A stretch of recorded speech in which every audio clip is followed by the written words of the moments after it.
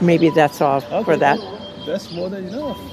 Then you think, as a chairperson at the council, what change to take place at the Golden Crossway Festival? Well, as long as Gordon was alive, he remained the visionary.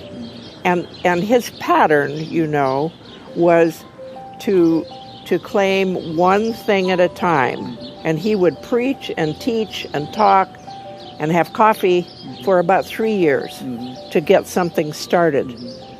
And then he would move on to something else.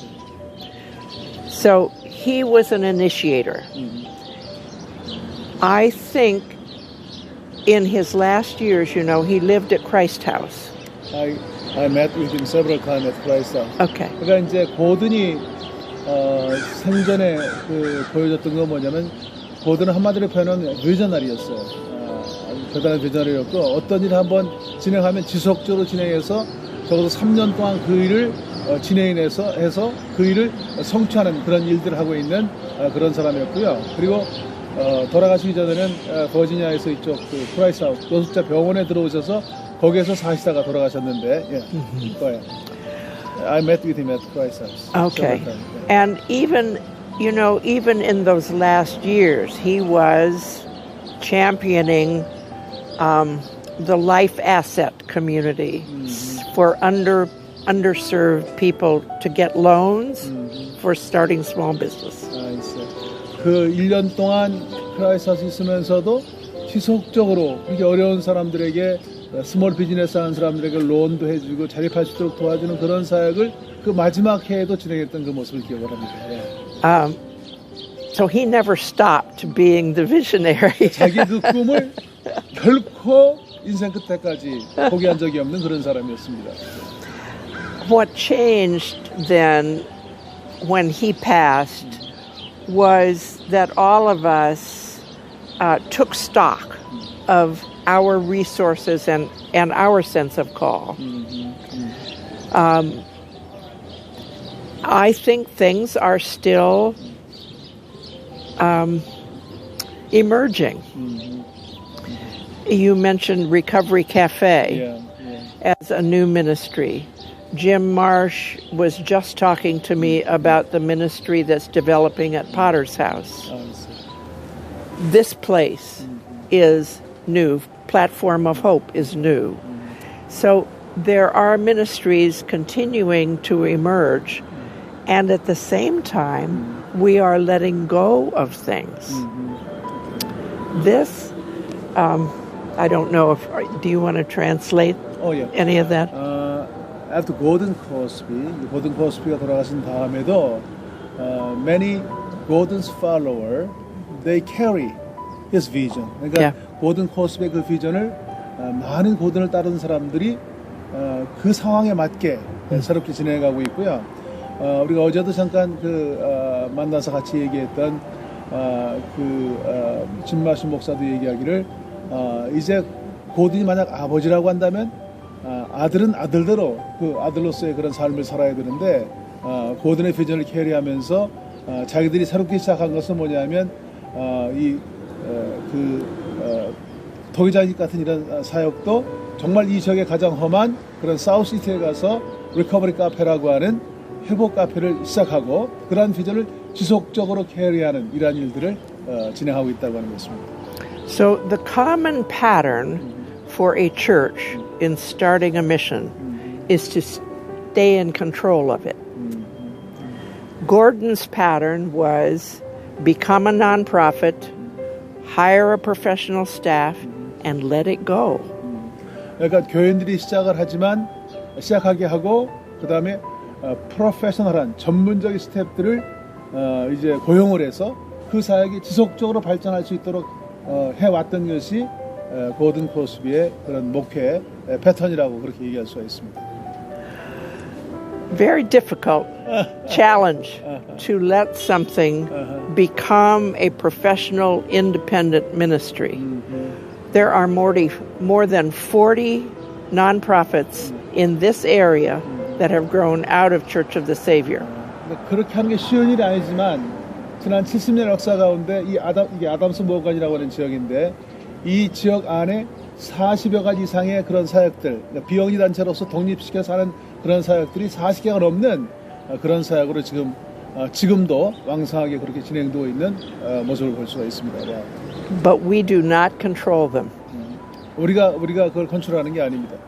Our conversation, our ability to do things together is limited, and that's okay. 우리가 하는 일들이 제한이 많지만 상관없습니다. I believe that is one of the things that I learned from Gordon, which is to really trust that the Spirit is bringing new things into our common life, and it is not up to us to keep control of them. 우리 자신이 그냥 계속 컨트롤하는 것이 아니고 우리가 그런 디서닝 프로세스, 분별의 과정을 거쳐서 지속적으로 진행해 나갈 때 그런 역사를 이룬다는 것이죠. What is your personal devotional life? Say that Your again. personal devotional life. Oh, my personal devotional life? Oh. 개인적인 영성생활은 어떤지 한번 여쭤봤습니다. Every morning, every morning, I walk first. My husband and I get up and walk about 2 miles. And then we come back, usually in silence, read the Bible, do some journaling. I pay attention to my dreams. Let me translate. Sure. 그 개인적인 영성생활은 아침에 일어나면 부부가 함께 걷고요. 2마일 정도 걷고 돌아와서 그 말씀을 보고 침묵으로 기도하고 또 그 영성 일기를 쓰고요. 이 영성 일기에 보면 꿈에 대한 얘기가 굉장히 많은데 그 꿈에 대한 것을 또 구체적으로 쓰는 그런 시간을 갖고요. Okay, go ahead. Then I write in my journal. I sometime during the day try to do some devotional reading, usually after lunch. And then we have our weekly mission group meeting. I write a spiritual report. 그 다음에 이제 그 저널을 그 책을 읽고 저널 쓰는 거를 점심 먹고 하고 일주일에 한 번씩은 미션 그룹 소그룹 모임에 참여하고 you're a spiritual leader, right? So everybody write Everybody writes to me, but I also have a spiritual director. 스피리추얼 디렉터로서 그 미션 그룹에 참여하는 사람들이 쓰는 그런 그 리포트를 받고 또 So there are 3 things that I write about. One is my inner life, one is my outer journey, my mission, and one is my actions within the community. 그러니까 이제 나의 그런 inner life, 내적인 여정에 대한 것도 쓰고 내 삶에 대한 것도 쓰고 그다음에 그 사역에 대한 것도 쓰고 이 3가지로 나누어서 그런 저널을 쓰는 그런 작업을 매일 합니다. So then we have weekly worship, and I consider giving, financial giving, and giving my time part of my devotional life. 그 주일날 예배에 참여하는데 중요한 건 내 자신을 주는 것, 시간을 드리는 것도 굉장히 중요하고 물질을 드리는 것도 중요하고 기분을 굉장히 중요하게 생각을 합니다. So in the Seekers community, I chair the financial oversight group.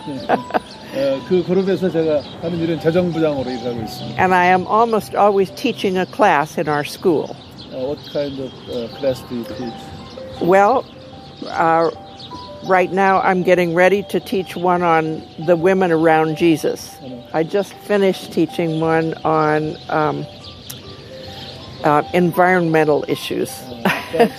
You teach at School of Christian Living. Yeah, within Seekers.